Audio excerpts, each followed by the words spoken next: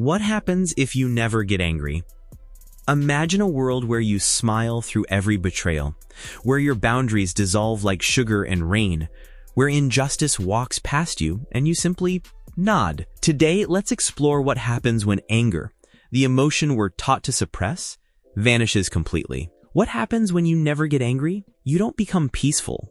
You become hollow. Anger is your nervous system's alarm bell, screaming that something matters enough to fight for. Without it, you lose the ability to distinguish between what deserves your yes and what demands your no. Your cortisol stays chronically elevated because threats never get addressed. They just accumulate in your cells like unpaid debts. When you suppress anger from childhood, your amygdala learns that danger doesn't warrant a response. Your prefrontal cortex stops receiving the signal that boundaries exist. The result? You become a doormat with a biology that's screaming, not because you're weak, but because your brain has been trained that your needs are invisible. You develop what psychologists call learned helplessness, a state where even escapable pain feels permanent.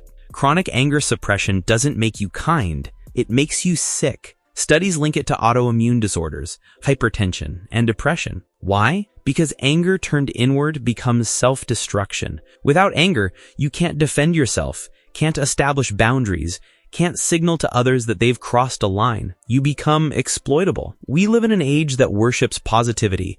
Be grateful, stay calm, don't make waves.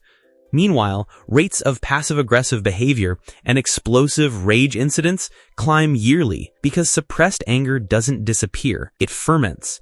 It waits. And when it finally emerges, it's unrecognizable, uncontrollable. You could live without ever raising your voice, without ever standing your ground, without ever saying enough, but you'd be living as a ghost in your own life. Anger isn't a character flaw. It's your soul's last line of defense. And if we all forgot how to feel it, we wouldn't be at peace. We'd be extinct. Bye-bye.